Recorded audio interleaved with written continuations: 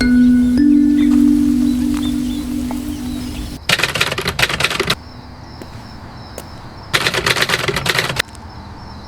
a cold autumn night in 1989, the city of Kingston, Ontario, was alive with music, laughter, and the energy of students celebrating the end of midterms.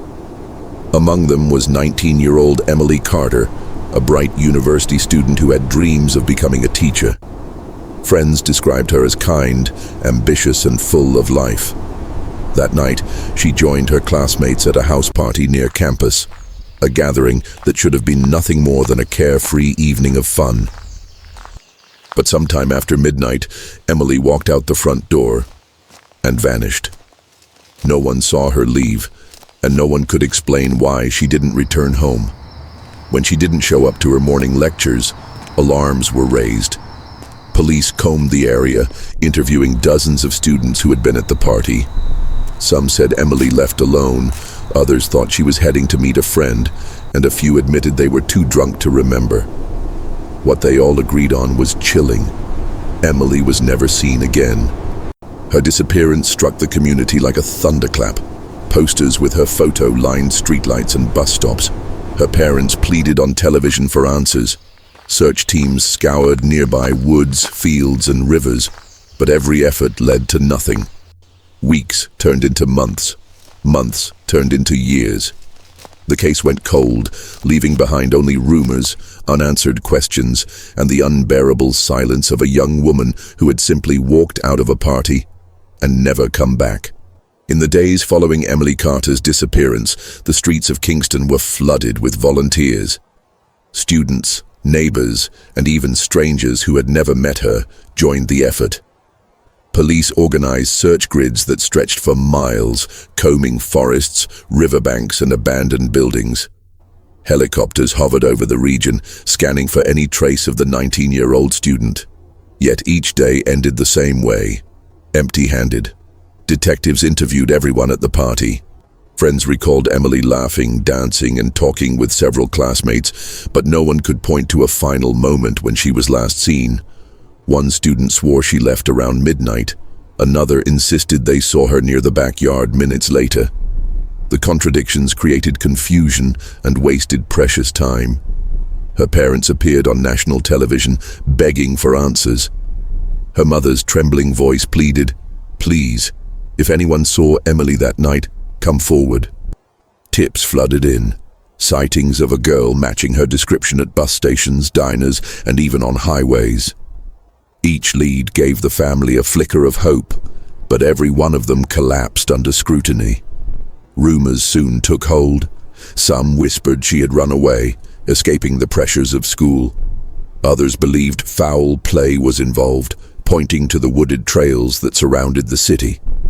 But without evidence, police could only speculate.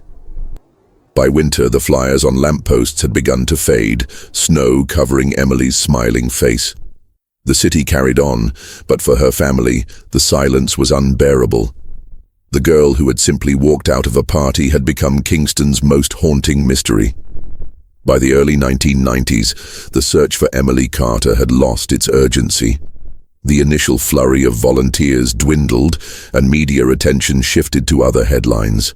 What remained were her grieving parents, a small circle of loyal friends, and a police department that admitted they had no leads. The case was not closed, but it was quietly filed away, another cold case sitting in a drawer. As years passed, theories multiplied. Some believed Emily had been the victim of a predator who lurked near campus, targeting young women walking alone at night. Others thought she might have accepted a ride from someone she trusted, only to meet a darker fate. A more sinister theory spread through whispered conversations, that she had never left the party at all, and that someone inside that house knew the truth, but stayed silent. For Emily's parents, the not knowing was torture. Each passing year marked another birthday without their daughter, another holiday with an empty chair at the table. They refused to give up hope, clinging to the idea that someday someone would come forward. By the mid-1990s, Emily's story had become a cautionary tale for students across Ontario. Parents warned their children not to walk home alone after dark, using her disappearance as a chilling reminder of how quickly someone could vanish. Still, despite new detectives reviewing the case every few years, nothing surfaced. No trace of Emily, no answers, just silence, and a mystery that refused to fade with time. By the early 2000s, more than a decade had passed since Emily Carter's disappearance. For most of Kingston, her case had become a ghost story, a sad reminder told in hushed tones by those who remembered. But for a handful of amateur investigators and outdoor explorers, the mystery had never gone away. Online forums began to buzz with renewed interest. The internet gave strangers across Canada a place to exchange theories, share maps, and dissect the last known moments of Emily's life. Some claimed the original police search had overlooked key areas, dense patches of forest and abandoned cabins scattered miles outside the city. Others insisted her case was connected to a string of unsolved disappearances across Ontario during the same decade. Groups of hikers and local adventurers started exploring these forgotten places. They carried flashlights, cameras, and an unshakable curiosity. What if Emily's trail hadn't ended that night in 1989? What if the answers were still out there, hidden in plain sight? Meanwhile, Emily's family lived in a painful limbo. Her parents had moved away from Kingston, unable to bear the constant reminders, but they followed every rumor that surfaced online. Each new post, each blurry photograph of an old shack or discarded shoe brought a flicker of hope, quickly followed by disappointment. For police, the case remained cold. But in quiet corners of the internet and in the shadows of Ontario's forests, people were searching again. And in 2006, one group would stumble upon something that would change everything. In the summer of 2006, a small group of outdoor enthusiasts set out to explore a heavily wooded area on the outskirts of Kingston. It was the kind of forest most locals avoided, thick with undergrowth, marked by twisting trails that seemed to go nowhere. The group wasn't searching for Emily Carter specifically, but her name often surfaced in conversations when people ventured into these forgotten places. The deeper they went, the quieter the woods became. Birds stopped singing, and the air carried a heavy stillness. As they pushed through tangled branches, one of the explorers noticed something unusual in the distance, a straight line cutting through the natural chaos. At first, they thought it was a fallen tree, but as they moved closer, the outline became clearer. It was a structure. Hidden beneath years of vines and moss stood a small cabin. Its roof sagged under the weight of time, and its windows were dark, almost lifeless. The group exchanged uneasy glances. The building wasn't on any maps they had studied. No trails led directly to it. It shouldn't have been there. With hesitant steps, they approached. The wooden door was swollen from rain and weather, but it was shut tight, as if someone had once wanted to keep the world out. The explorers circled the cabin, their flashlights catching glimpses of broken glass, rusted tools, and scraps of fabric half buried in the soil. It felt less like a forgotten shelter, and more like a secret that was never meant to be found. The explorers stood in silence before the rotting wooden door, their flashlights casting long beams across the weathered walls. For a moment, no one moved. The cabin seemed to breathe with the forest, as if holding on to whatever secrets it had kept for nearly 2 decades. One of them placed a hand on the door and pressed. The wood groaned but didn't give. With a stronger shove, the swollen frame finally cracked open, releasing a stale rush of air that smelled of damp earth and decay. Inside, dust swirled in their flashlight beams. The cabin was one single room, its interior dark and suffocating. Against one wall sat a broken cot with torn fabric clinging to its frame. A rusted stove leaned sideways, half buried in ash and debris. The floor was littered with scraps of paper, unrecognizable after years of exposure. But what caught their attention most were the small details. A cracked mirror nailed crookedly to the wall, a pair of boots, far too old to belong to any recent hiker. And near the corner, under a collapsed shelf, they noticed something stranger still. A bundle of cloth, faded but neatly folded, as though someone had placed it there carefully. The explorers whispered among themselves, unsure whether to keep searching or turn back.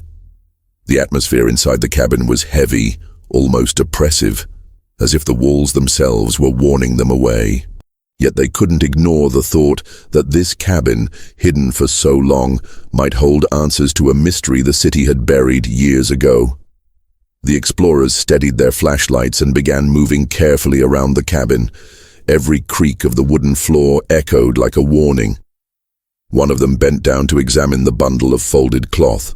When they pulled it free from beneath the collapsed shelf, the room fell silent. It wasn't just cloth. It was clothing. A blouse, faded and torn, with colors dulled by time. Next to it, a small leather strap, possibly from a handbag. They exchanged nervous glances. Could these items have belonged to Emily Carter? As they searched further, more unsettling details emerged. Near the stove lay a cracked ceramic mug, its surface stained as if it had once been used regularly. In a corner, tucked beneath the cot, one of them found a notebook. Its cover was warped and moldy, the pages fused together. Carefully prying it open, they saw only fragments of handwriting, smudged ink, scattered words that made no sense on their own. But a date was still legible. October 1989. The weight of that discovery hit them like a thunderclap. That was the very month Emily had vanished.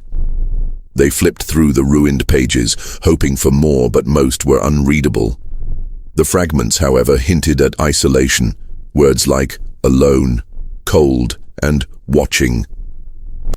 And whether they were notes, a diary, or something else entirely, the message was clear. Someone had once lived in this cabin.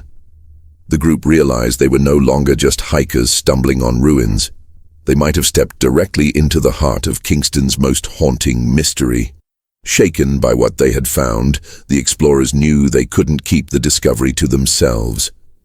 They retraced their steps out of the forest, marking the path carefully so they could return. Once back in town, they went straight to the local police station. At first, officers were skeptical. Old cabins weren't unusual in rural Ontario, and hikers often mistook abandoned belongings for something sinister. But when the explorers mentioned the folded clothing, the warped notebook dated 1989, and the eerie condition of the site, detectives listened more closely. The next morning, a full investigative team followed the explorers back into the woods. For hours, they hiked deeper until the forgotten cabin emerged through the trees, cloaked in silence. Officers photographed every corner, documenting the rusted stove, the broken cot, and the strange collection of personal items. Forensic specialists carefully lifted the blouse and scraps of fabric, sealing them in evidence bags. The moldy notebook, fragile and half disintegrated, was handled as though it might fall apart at any moment.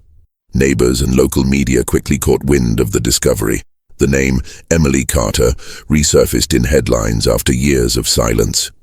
Reporters speculated, had the missing student spent her last moments here, or had someone else brought her belongings to this remote cabin, hiding them away to bury the truth? For Emily's family, the news was devastating but also reignited hope. After 17 years, there was finally something. A thread connecting back to that night in 1989. The mystery was no longer forgotten, it was alive again. In the weeks that followed, the small cabin in the woods became the center of an active crime scene. Forensic teams combed through every inch of the structure, collecting soil samples, wood fragments, and anything that might preserve DNA. At first, expectations were low. Nearly 2 decades had passed since Emily Carter vanished, and time erases traces. But slowly, evidence began to emerge. The clothing recovered from the bundle was tested, and fibers matched descriptions from what Emily had been wearing the night of the party. Even more compelling was the notebook. Though most pages were ruined, investigators managed to restore a handful with advanced techniques. Faint entries appeared, some signed with initials that matched Emily's handwriting samples taken from her old school papers. The words were disjointed but chilling. Trapped. Someone outside. Don't let them find me. DNA swabs from the cabin produced mixed results. While many samples were degraded beyond use, one partial profile was discovered on the ceramic mug. Though not conclusive, it bore similarities to Emily's genetic markers, enough to suggest she may have been inside that cabin. The findings reignited national attention. News outlets across Canada ran the story, debating whether this was proof that Emily had survived beyond the night of her disappearance, at least for a short time. Some argued she may have hidden there, alone and frightened. Others suggested something darker, that the cabin was not her refuge, but her prison. For investigators, one thing was certain: the long cold mystery was heating up again. By late 2006, the evidence from the cabin had been fully analyzed, and investigators finally pieced together a possible timeline of Emily Carter's fate. The recovered clothing, the handwriting in the notebook, and the partial DNA profile left little doubt. Emily had been inside that cabin. Whether she arrived there willingly or was taken against her will, no one could say with certainty. Excavations around the site uncovered one final, heartbreaking clue. Just a few meters behind the cabin, beneath a shallow layer of soil and leaves, forensic teams found human remains. Time and weather had reduced them to fragments, but dental records confirmed what Emily's family had feared for 17 long years. They belonged to her. The revelation devastated the community. For Emily's parents, it ended years of unbearable uncertainty, replacing hope with the crushing weight of finality. Yet in their grief, they expressed gratitude that at last, they knew, their daughter would not remain a name on a missing persons list. She had been found. Questions, however, lingered. No evidence clearly identified who had brought Emily to the cabin, or whether she had fled there alone, desperate to escape something. The handwriting in the notebook suggested fear, isolation, and perhaps surveillance. But without a living suspect, the truth remained just beyond reach. The case was officially closed in 2007, but the story of Emily Carter lived on.